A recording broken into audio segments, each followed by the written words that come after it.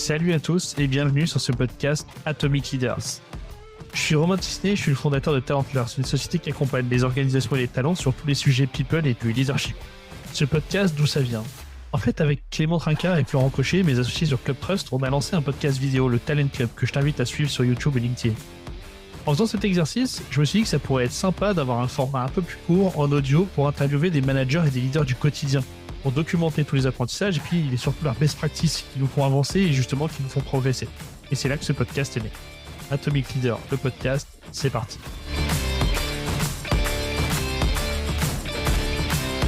Bonjour à toutes, bonjour à tous, bienvenue sur cet épisode du podcast Atomic Leaders. Cette fois-ci, sur les recommandations de Benoît Sombrin, dans un épisode précédent, on accueille Sébastien Vénan. Salut Sébastien. Salut Romain, un grand merci à Benoît, c'est très sympa d'avoir pensé à moi. Écoute, j'étais pas vraiment surpris, on se connaissait avant, on va pas faire de suspense, mais j'étais pas vraiment surpris de la recommandation, mais c'est vrai que je me suis dit que c'était intéressant, d'autant que moi je t'ai connu dans deux rôles, dans deux environnements un peu différents, dans du corporate, maintenant tu es entrepreneur, et je trouvais sympa de pouvoir discuter de ça avec toi. Avec plaisir. Écoute, Sébastien, alors en fait, juste pour rappeler un petit peu le format du podcast, le format il va durer 20 minutes, entre 20 et 30 minutes. Tu vas parler en ton nom propre et l'idée, c'est un peu comme sur le podcast du Talent Club, on veut pas couper. Donc en fait, tu peux mettre des jokers à des questions, mais l'audience le saura. Mais normalement, on n'a jamais eu le cas, donc ça devrait bien se passer. On va commencer par des questions un petit peu génériques pour comprendre un peu ton parcours, et puis après, les auditeurs ne le voient pas, mais toi, tu vois, tu as vu à l'écran ma roue de la fortune. L'idée, c'est qu'après, on va prendre des questions sur le management un peu dans le désordre, sans transition. Hein. Et le but, c'est d'avoir des réponses le plus straightforward possible, d'avoir tes convictions en priorité pour essayer d'apporter un maximum de valeur et d'input à ceux qui nous écoutent. Ça va pour toi? C'est parfait.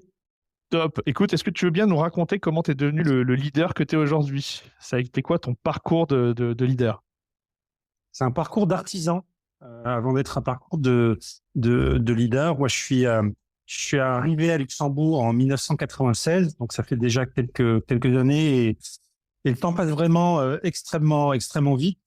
Je suis arrivé par hasard au Luxembourg puisque j'avais la chance, alors que le service militaire était encore obligatoire à l'époque, d'avoir trouvé une coopération dans un groupe français qui était Société Générale, un super groupe. Et alors que je suis originaire de l'autre côté de la frontière, Société Générale m'avait proposé de faire cette coopération soit à Madrid, soit au Luxembourg. Évidemment, j'avais choisi Madrid, mais ne parlant pas un mot d'espagnol, Soggen avait préféré m'envoyer au Luxembourg. Et je n'ai jamais quitté le pays. Je n'ai jamais quitté le pays. J'ai fondé ma famille. Celle qui était ma fiancée m'a rejoint au Luxembourg. J'ai une fille qui maintenant est à Paris, mais qui a vécu toute son enfance au Luxembourg. Et j'ai eu différentes expériences professionnelles, toujours dans le secteur financier. De la banque, je suis passé à l'assurance. Ouais. Alors, j'ai fait différentes compagnies. Un des plaisirs à Luxembourg, c'est que l'offre et les opportunités sont nombreuses, avec des profils de compagnies très différentes. Et je ne sais pas si un jour je suis devenu leader, mais j'ai eu assez rapidement la chance d'avoir des équipes. Je vais pas aller trop dans le détail, mais j'ai travaillé chez Lombard International Assurance. Là, j'avais une équipe et c'était une équipe plutôt internationale. Moi, qui venais d'un contexte franco-français. Et être dans un contexte international, qu'on a fait dans ses études en France, ça pousse à l'humilité. On change vite son CV et sur la ligne anglais bilingue, on change assez rapidement. Mais on se met en very good finalement, c'est pas mal. Au bout de quelques années, on ose, mais surtout, on apprend une autre manière de manager. Et moi, de ce que je retiens de chez Lombard, c'est que j'ai eu affaire à des managers anglo-saxons qui m'ont appris à avoir une approche positive du management. Encore une fois, j'ai été diplômé en 96 et on commençait à parler de management positif. Je l'ai appris avec les anglo-saxons et ça m'a beaucoup servi par la suite. Je ne sais pas si j'étais un manager positif, en tout cas pas tout le temps, parce qu'on a tous nos hauts ou nos bas, Mais Ouais. l'expérience que j'ai eue chez Lombard m'a donné ce fil conducteur d'essayer d'être un relais positif en Ok. termes de gestion d'équipe. Et relais positif, ça ne veut pas dire être franc comme un âne qui recule. Ouais. C'est savoir être assertif. Les anglo-saxons savent être assertifs avec un grand sourire. Ok. Et ça, j'ai essayé de le développer et de le conserver après dans les expériences que j'ai pu avoir après, que ce soit, je vais citer Generali, Ouais. qui a été un peu un marqueur pour moi professionnellement, ou chez Warhol désormais. En tant qu'entrepreneur. Ouais. Ok. En tant qu'entrepreneur, oui. Ouais, c'est intéressant. C'est intéressant d'avoir en fait finalement pu prendre des recettes dans certains environnements et les appliquer dans d'autres avec des échelles un peu différentes. Je pense que c'est intéressant qu'on aille un peu là-dessus. Globalement, la question que je pose souvent, c'est tu sais, les leaders souvent que moi je croise en accompagnement, ils ont des grandes convictions, des taglines. Ça serait quoi, toi donc là, je comprends que l'assertivité et le management positif, ça fait partie de ton ADN de leader. Ce serait quoi tes grandes convictions sur le sujet people, leadership?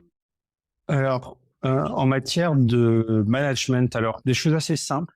Mhm. De manière naturelle, essayer de leading by example. Ouais, Ça fait un peu scout, boy scout. ouais, Tant pis, mais c'est important que ce soit en termes de tempo, de qualité de travail, d'essayer d'être un exemple. ok. Je dis bien d'essayer, hein. Ouais, Et c'est encore mieux que quand, en essayant d'être un exemple, on a des personnes dans l'équipe qui sont largement meilleures largement meilleures que vous. ouais, Donc ça, c'est vraiment un marqueur qui est important pour moi. Essayez d'être le plus irréprochable possible. C'est ok. le premier point. Ouais, Le second point, c'est effectivement, tu l'as dit, c'est l'assertivité. Sachant que l'assertivité, ce n'est pas quelque chose de naturel. Et c'est un peu un équilibre, l'assertivité. C'est un équilibre entre rester positif dans les ouais, messages qu'on donne, mais passer les messages quand même. ouais. Moi, j'ai eu des expériences de management en tant que manager, euh, parfois difficiles. C'est Ok. souvent gratifiant, mais c'est parfois difficile. Mhm. Mais il faut arriver à faire passer des messages difficiles sans abaisser le niveau de la personne. Ok, donc on juge un peu la personne sur ce qu'elle fait et pas ce qu'elle est, quoi. Absolument, Un peu cette absolument, logique-là, quoi, de ne pas s'attaquer à l'estime. absolument, absolument. Ouais, Ce sont deux choses différentes et on ouais. peut dire à quelqu'un qu'on n'est pas satisfait du travail des 3 derniers mois ou des 6 derniers mois Mhm. en disant que le positif, c'est qu'on a 3 à 6 mois pour redresser la barre ensemble. Le Ok. ensemble est très important. Ouais, ce que je vois Et, aussi dans ce point-là, c'est la logique plan d'action de remédiation ensemble. C'est-à-dire le côté on va le faire ensemble, en fait, on a un chemin ensemble pour améliorer la situation. absolument, parce que finalement, quand on construit une équipe, c'est un peu comme un mariage. Ouais. On s'est choisi mutuellement. Ok. C'est important de se dire qu'on a quelqu'un en face de toi qui est dans ton équipe. Ce n'est pas toi qui l'as choisi, Ouais. c'est lui qui t'a choisi et c'est toi qui l'as choisi. Ouais. Donc, si le job n'est pas parfait, c'est que ton process de sélection, il n'est pas optimal d'une part. Ouais. Et d'autre part que tu dois pouvoir le dire à la personne. On s'est peut-être trompé à tel niveau. Ben voilà, que peut-on faire maintenant? Ok. Et le dernier marqueur, je vais terminer avec celui-là, Ouais. c'est le service. Et quand je parle de service, c'est on est dans des univers où on parle de digital, on parle d'automatisation, on parle d'intelligence artificielle. Euh, il faut constamment être d'accord avec son équipe que le but, c'est de donner un service à des clients ou à des partenaires et un service de grande qualité. Ok. Et moi, j'ai déjà été dans des organisations où, quand je sentais qu'on était un peu tendu, que le business rentrait plus facilement qu'avant, c'était bon de rappeler à tout le monde, et à moi le premier, le partenaire ou le client, c'est notre ami.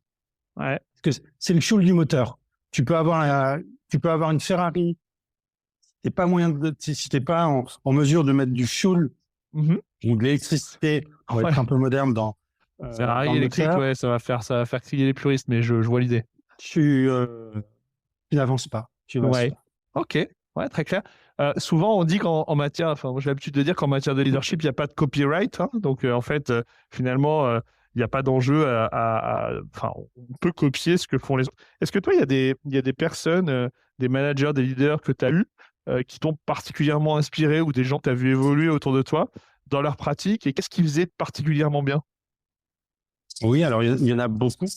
Ouais. Et des gens que j'ai côtoyés de plus ou moins près. Ouais. Euh, j'ai cité Lombard. Je pense à des gens tels que Phil Elson. Phil est à la retraite maintenant, Voilà. mais c'est lui qui m'a appris un peu ce côté anglo-saxon en matière de management.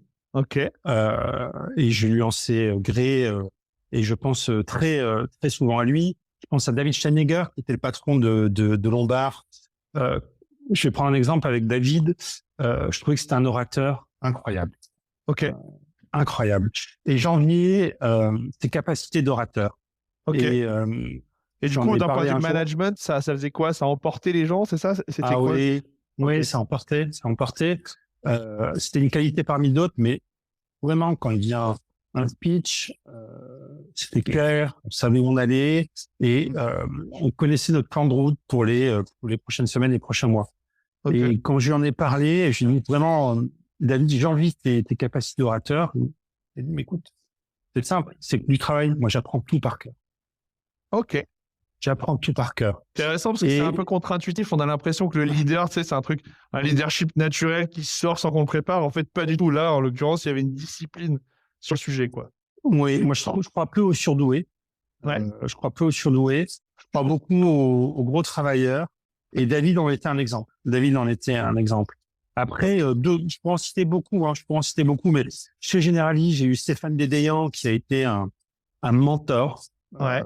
un mentor à la française, un peu un capitaine d'industrie tel qu'on les a connus, tel qu'on les connaît encore parfois dans le monde francophone, l'industrie financière. Ouais. Et là, j'ai côtoyé quelqu'un qui ne gérait pas une entreprise, il gérait un groupe. Ouais. En tout cas, il avait 10 000 personnes Mhm. en gestion. Et pourtant, il était capable, en plus d'avoir bien sûr une vision macro exceptionnelle, sur des points micro, d'être D'aller. imbattable. Ok. Et sans se perdre dans le micro, évidemment. Mhm. Mais je trouvais ça admirable parce que je t'ai dit que je me prenais souvent pour un artisan. Ouais.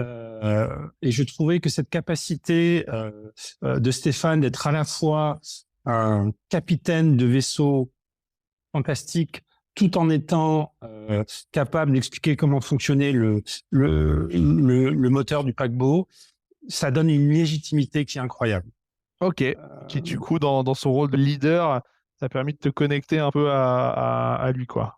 Absolument, absolument. Ok. Et je vais citer encore une personne, je pourrais en citer 10 parce que Vas-y, faut vas-y. être une éponge quand on rencontre des gens qui sont intéressants et qui vous apportent. Je vais citer Sonia Fendler, Ouais. toujours chez Generali. Euh, c'est c'est une boule d'énergie, Ouais. assertive et positive. Les deux sont importants. Une manager féministe, pas féminine, féministe, j'insiste, mais évidemment très féminine également, avec des convictions et capable d'emmener des équipes loin, de prendre des décisions difficiles et capable aussi à un moment de dire, ben voilà, j'ai été dans un gros groupe, elle a créé sa société alors qu'elle était au, au plus haut dans un gros groupe. Generali, elle était dans le top 100 du groupe Generali. Organisation. Ok. Exactement, au niveau mondial. Et j'ai appris beaucoup de choses. Je vais citer qu'une phrase de Sonia. Dans les gros groupes, parfois, on a l'impression d'être un peu infantilisé sur certains sujets. Ouais. Et je lui ai dit, moi, j'aimerais quand même être un peu plus indépendant. J'étais CEO d'une fille à Luxembourg qui était plutôt Ouais. petite, mais qui fonctionnait bien. Et Sonia m'a sorti quelque chose que j'ai repris à de nombreuses reprises. Elle m'a dit, mais écoute, sois très bon et tu auras de l'autonomie, mais de l'indépendance, tu ne l'auras jamais. Ok. Et je trouve ça très marquant et tellement vrai. Ok. Au moment où elle te dit ça, parce que là maintenant les années sont passées et ça, au moment où elle te dit ça sur le moment, c'est un truc que tu vis comment? Tu le comprends immédiatement ou tu l'as compris plus tard? Ouais, tout de suite, c'est tellement Ok, clair. ok. C'est tellement évident. Ouais, Quand on l'écoute, c'est tellement évident. ok. Ouais, non, très, très, très clair. Écoute, merci. Je pense effectivement c'est des qualités qui sont intéressantes. Moi, ces points de discipline finalement sur la partie storytelling et sur ces notions d'autonomie, d'indépendance, c'est à mon avis complètement d'actualité. D'autant qu'on a de plus en plus de leaders, tu sais, qui doivent lier des communautés sans vraiment avoir de l'autorité. Et donc en fait, il y a des façons de bosser. Moi, ce qui m'intéresse, c'est peut-être d'avoir ton avis sur, avant qu'on commence les questions, sur les similitudes ou les différences que tu vois entre un rôle de leader dans une organisation, bah, comme Generali, Lombard ou dans n'importe quelle organisation, hein, après on parle de celle-là ou d'autres, et ce que tu vis aujourd'hui en tant que leader entrepreneur. Parce que c'est quand même deux mondes assez différents. Toi, de ton point de vue, comme ça, dans ton vécu, qu'est-ce qui change un petit peu entre les deux et qu'est-ce que tu retrouves d'assez facilement transposable? Alors, je vais commencer par ce qui est assez similaire. Ouais, Tu citais Generali, Romain. Moi, Generali au Luxembourg, aujourd'hui, je crois qu'ils sont à peu près 70. C'est une ouais, super compagnie d'assurance. Moi, euh, j'ai beaucoup d'attachement encore pour les gens de l'équipe qui sont là-bas. Beaucoup de respect pour Paul, qui avait pris le relais, qui a insufflé son propre style et ses propres convictions dans la société. ouais. Mais moi, quand je suis arrivé chez Generali, on était trois. Ok. Je te disais que Stéphane Dédéan était mon mentor. Il m'avait très très bien vendu le projet. Moi, j'étais un peu naïf, je crois. J'étais tellement content qu'on me donne le titre de directeur général dans une compagnie d'assurance. Je ne m'étais pas vraiment renseigné sur le nombre de personnes qu'il y avait dans la structure. Ouais, Mais si je dis qu'on était trois, c'est parce que, au final, c'était une toute petite boutique. Je dis souvent que le premier contrat qu'on avait émis, c'était un 2 janvier 2013. Il y a prescription maintenant, mais je peux le dire, j'ai passé tout mon 1er janvier à essayer de formater le système de gestion pour avoir des CP irréprochables. Et finalement, je les ai émis sur Word le 2 janvier, j'ai créé un PDF. ok. Donc, si tu veux, Donc il y même a dans un beaucoup de corporate, similitudes. tu étais déjà en mode startup, quoi. Absolument, Ok. absolument. Alors, un jour, on avait fait un lapsus chez Generali, on était en team meeting, on était peut-être un peu plus que 3 déjà à l'époque, on était peut-être déjà une bonne dizaine, et quelqu'un avait dit, au lieu de dire startup, on est une smart-up. Et Ouais, j'adore ce terme. ok. Euh, si tu veux, finalement, que tu es l'enseigne Generali, on enseigne au Warhol, ce terme de startup, il est hyper important. C'est que quand tu lances un business, que tu as un gros groupe derrière toi ou pas, euh, il faut être agile. Il faut être Ouais, agile. Il faut avoir des convictions, mais pas trop. ok. Parce que ce qui est certain n'arrive pas. Et il y a des super bonnes surprises qui arrivent. Ouais, Euh, il faut être résilient parce qu'on a énormément de frustration les premières années ouais, jusqu'à ce qu'on soit arrivé à un rythme de croisière, au rythme de croisière adéquat. ouais. Faut vraiment être résilient. Faut savoir parfois oublier certains problèmes en disant ça va se résoudre, ça va se résoudre. Je crois que c'est Foch qui disait qu'il ne connaissait que très peu de problèmes qui n'étaient pas résolus sans qu'aucune autre solution ne soit recherchée. Alors c'est un peu compliqué, hein. C'est plus pédale moins vite, patati patata. Ouais, Mais il faut accepter que certains éléments vont se régler naturellement si on garde le cap. Si on garde ok. le cap. Ouais, super intéressant. Euh, donc il y a vraiment beaucoup de similitudes. Ouais, La principale différence, et là on vient sur quelque chose qui ne fait pas rêver, euh, c'est le filet. Euh, Quand on a l'ancienne Generali, on a un filet, c'est le groupe Generali, ok. qui génère, je crois que Generali en 2023, c'est un résultat net de 2 milliards d'euros. Generali, on était 3 quand je suis arrivé, on avait 50 millions d'euros de capital social à Luxembourg. Ok. Ce que je veux dire, c'est qu'on a un filet qui est un groupe qui a une solidité financière. Et qu'est-ce que Ça, ça c'est permet en hyper termes de important. management, si on raccroche à la partie management, du coup, ça permet quoi? Ça permet d'avoir des équipes qui, du coup, ça t'aide à recruter, ça te permet d'avoir des équipes qui, justement, sont rassurées, ou ça permet plutôt, toi, dans ta gestion de ta propre performance, enfin, ça impacte ton rôle de leader? Ça permet beaucoup de choses. Ça permet, de recruter plus facilement, parce qu'il y a une franchise qui est établie, une franchise internationale. Deux, ça permet d'offrir des packages. Il faut oser parler de packages aujourd'hui qu'on est entrepreneur, qui sont plus attractifs qu'une startup où tu es en mode entrepreneur, ou une startup où tu es en mode entrepreneur. Et trois, on parle souvent de charge mentale dans la vie personnelle. Dans la vie professionnelle, on a aussi de la charge mentale. Et quand on a un gros groupe tel que Generali, vis-à-vis de ses équipes, on se dit, quoi qu'il arrive, on assure leur quotidien grâce au groupe. C'est hyper important. C'est hyper important. Quand on est entrepreneur, on a souvent mis une partie de ses billes dans son entreprise, plus ou moins importante, souvent assez importante quand même. Souvent, on est plutôt skin in the game dans ce genre de cas. Exactement. Et pourtant, le principal souci, je crois que c'est pas de dire, d'un point de vue patrimonial, qu'est-ce que ça va donner à titre perso. Moi, mon principal souci aujourd'hui, il est de dire, comment l'équipe, je suis sûr que dans 2 ans, non seulement leurs packages seront bons, non seulement ils pourront s'éclater dans leur vie quotidienne, ils vont monter en puissance, ils seront capables de donner un service adéquat au client final. On a une responsabilité qui est beaucoup plus forte, je trouve, quand on est entrepreneur, parce qu'on n'a pas ce filet. Je vais parler d'assurance, c'est un défaut personnel. On n'a pas l'assurance du gros groupe qui est derrière. Il y a vraiment un poids supplémentaire.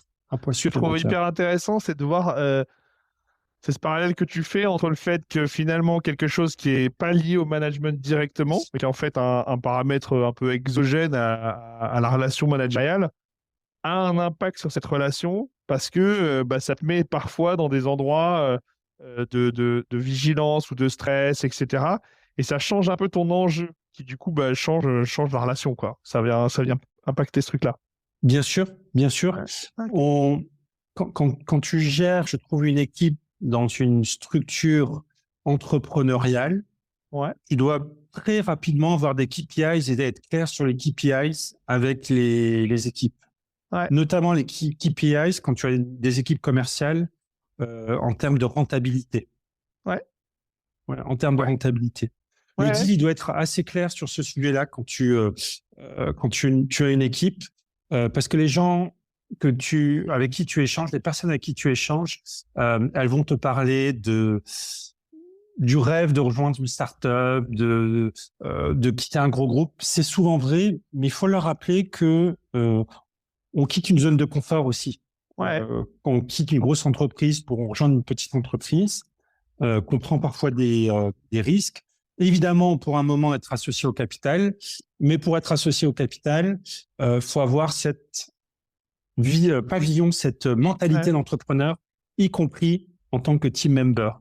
Oui, en fait, c'est ça. C'est le long terme se finance avec du court terme. Donc, tu as des enjeux de timing qui sont un petit peu décorrélés de ce qui pourrait se faire dans un grand groupe qui investit en cash burn pendant 5 ans au motif que c'est un truc stratégique, quoi. Alors que ça n'existe pas dans la vie de l'entrepreneur. Ok. Pas tout au début. Pas tout au début, en tout cas. Quand tu développes, après, tu as des groupes qui sont intéressés par te rejoindre au capital. Voilà, c'est ça. Mais au tout début, c'est pas toujours le cas. Super. Écoute, si ça va pour toi, je vais attaquer les questions un peu à la volée. La première question qui sort, c'est quoi ton rapport à l'erreur? En fait, il y a beaucoup de totems sur ce truc-là, sur le management. Il y a des managers qui disent qu'il faut faire des erreurs. Il y a des managements qui disent qu'il faut faire des erreurs, mais pas 2 fois la même. Tu as des managers qui disent zéro, enfin full qualité. C'est quoi ton approche à toi sur ce sujet-là? C'est compliqué de pas être dans le théorique quand on parle d'erreurs. Il y a des erreurs que je fais qui m'énervent beaucoup. Il y a des erreurs que quelqu'un de l'équipe va faire, ça va m'énerver.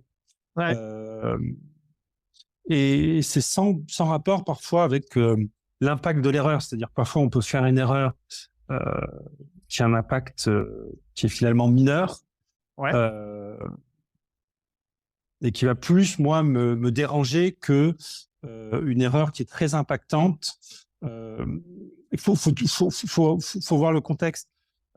Pour essayer de te répondre, moi, j'accepte l'erreur tant pour moi que Ouais. pour les personnes de l'équipe. Euh, mais c'est important qu'on apprenne Ok. lorsqu'on fait des erreurs et qu'on accepte de se remettre en cause. Euh, donc, le risque, ce serait de dire ce n'est pas grave. Ok. Franchement, on va vite devenir une organisation médiocre euh, si on ne relève pas les erreurs. Si on ne Ok. dit pas, là, on a fait une erreur. Il faut Ok. avoir un peu de courage managériel parfois. C'est pas la partie qui nécessite le plus de courage, mais moi, j'ai connu des managers qui n'osaient pas dire à quelqu'un, tu as fait une erreur. Ok. Il faut avoir le courage de le dire. Tu as En fait fait, une toi, erreur. tu dis l'erreur. Ce que je comprends, hein, c'est l'erreur, même, enfin, même des erreurs mineures. Si on fait pas au moins l'effort de les expliciter, ça peut donner le sentiment qu'il y a une permission de tendre vers un truc un peu plus médiocre. C'est ça? Absolument. Voilà. Par contre, Absolument. après, on les gère, quoi. Absolument. Et on les Ok. gère ensemble. On les Ok, gère ouais. ensemble. On les cache pas. On On les les gère cache pas. ensemble. Et l'erreur, ça va si tu veux, en étant un peu old school à l'heure de TikTok, Instagram et autres, Ouais. moi, je supporte pas, que ce soit en anglais ou en français, de voir un email, ça me fait mal aux yeux avec 10 fautes d'orthographe. Ok. Les conséquences, ça sont finalement minimes. Tu Ouais. perds pas d'argent, a priori, parce que Tu fais une faute. tu fais une faute d'orthographe. Par contre, je trouve que l'image de la société, elle est impactée. Ok. Ouais, J'accepte. j'aime bien cette image de une erreur non relevée, c'est comme une permission induite à la médiocrité, quoi. Oui, Hein. oui. Et Et il y a un truc qui est de se dire au moins on le relève.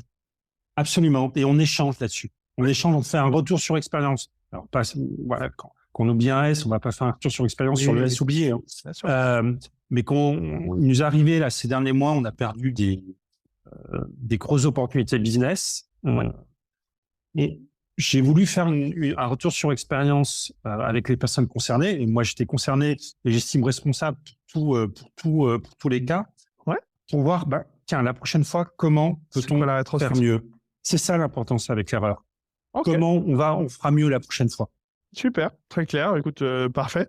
J'ai une deuxième question.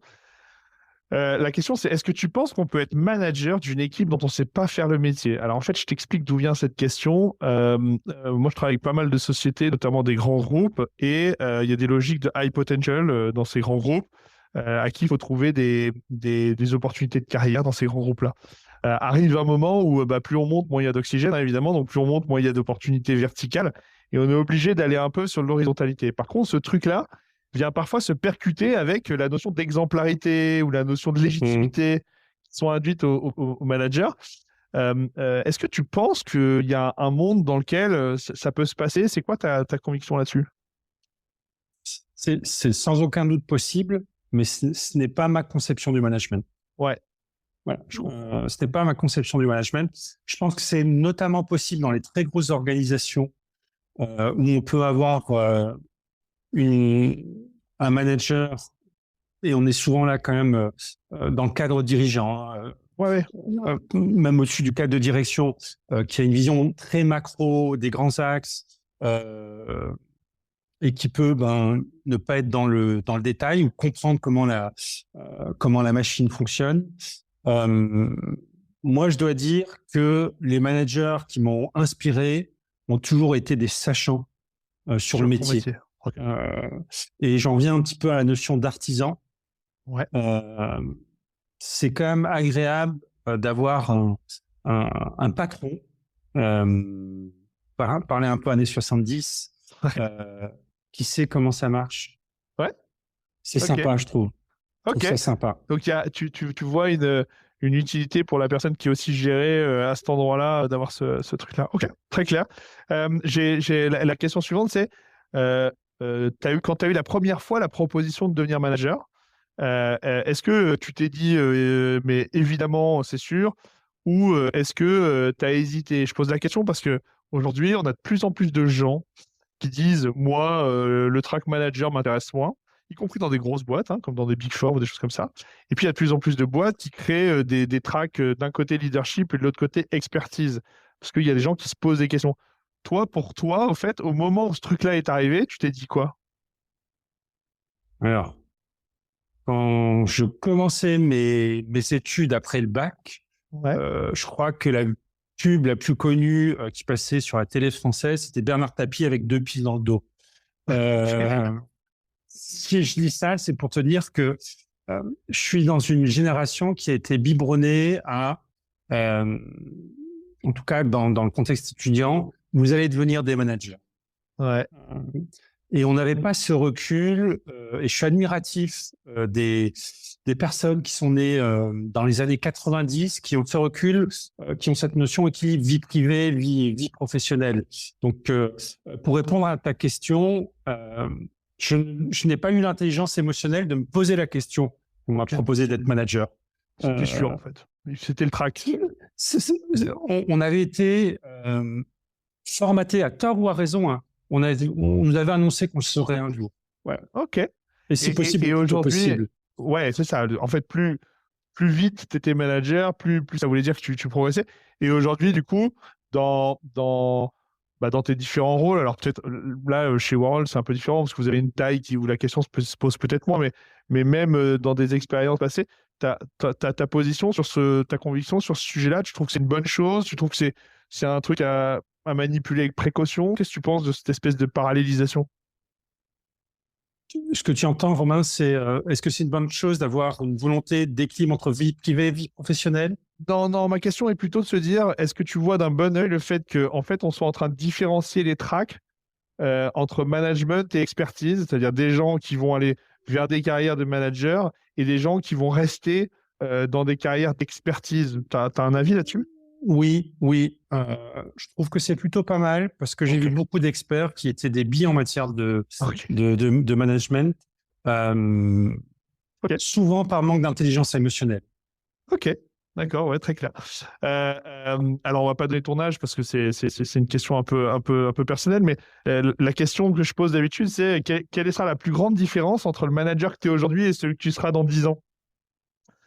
En fait, est-ce que tu identifies un truc sur lequel tu es en train de bouger à titre personnel, sur ton management, sur ton style, une espèce de direction que tu es en train de prendre et qui pourrait faire la différence entre ton style d'aujourd'hui et ce que tu seras dans le futur?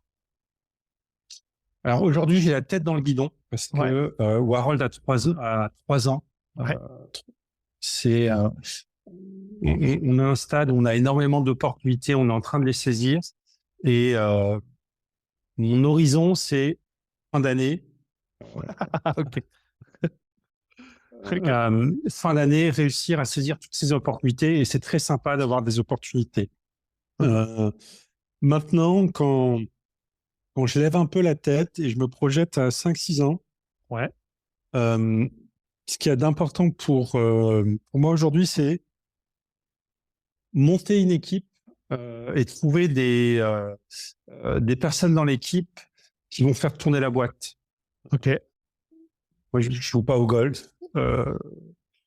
Je suis une bille au tennis. J'aime bien jardiner, j'aime bien mes chats, j'aime bien ma famille. Si je dis ça, c'est que peut-être dans 5-6 ans, j'aimerais être en mode un peu moins opérationnel et un peu plus soutenir mes collègues dans le développement de la société. Ok. Donc, du coup, prendre du recul par rapport à l'opérationnel. J'ai une nouvelle question qui sort qui est on parle beaucoup de management à l'intuition. C'est quoi ton rapport à l'intuition? Tu es quelqu'un d'intuitif dans la façon dont tu gères les situations avec les gens ou avec des clients? Enfin, c'est quoi ton rapport à ce truc-là? C'est de la Alors, science-fiction? C'est un truc que tu utilises? oui, je l'utilise. Ouais. Je me plante quand même assez souvent. Ok. Mais parfois, quand on recrute quelqu'un, quand on rencontre quelqu'un, on a l'intuition que c'est la personne Ouais. qu'il faut pour le poste. Et je trouve que c'est quand même sympa. Ok. C'est encore sympa d'avoir et de croire dans le destin. Ouais. Moi, il y a un mot arabe que j'adore, c'est mektoub. Et mektoub, ça veut dire c'est écrit, c'est le destin.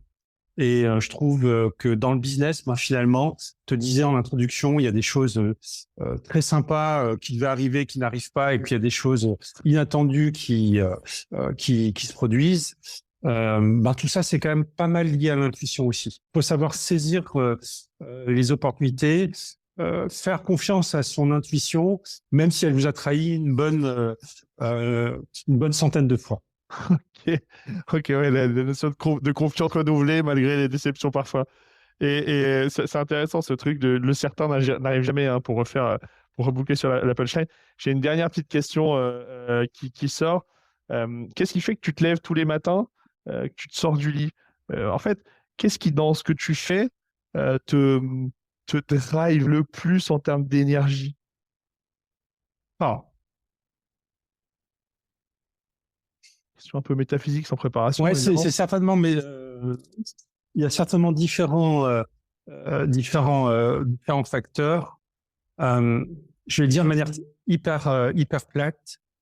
Aujourd'hui, j'ai envie que ça marche et que ça marche au sens global du terme. Ça marche pour l'équipe, ça marche pour nos clients, ça marche pour nos partenaires.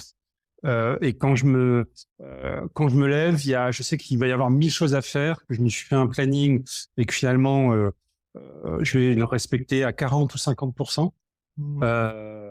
Mais que c'est hyper important d'être concentré sur l'objectif qui est que ça marche global.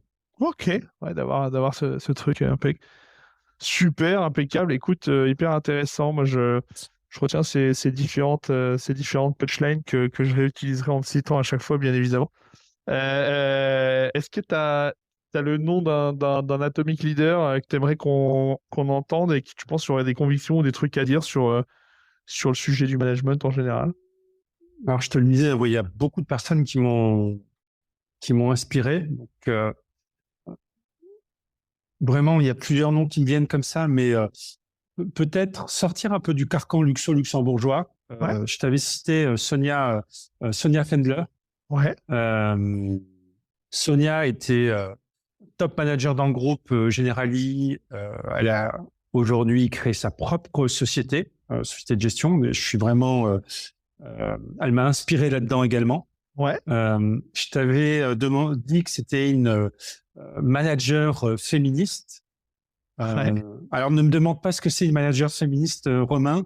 Je crois que le meilleur moyen de le comprendre, c'est de la découvrir. Ok. C'est de la découvrir. Super teaser. Et donc, c'est vraiment le nom de Sonia Fendler que je te donne avec grand plaisir et avec beaucoup de conviction d'ailleurs. Super. Écoute, merci beaucoup. C'était hyper intéressant d'avoir cette vision entrepreneuriale. C'est vrai qu'on n'a eu pas forcément beaucoup d'entrepreneurs sur ce truc-là.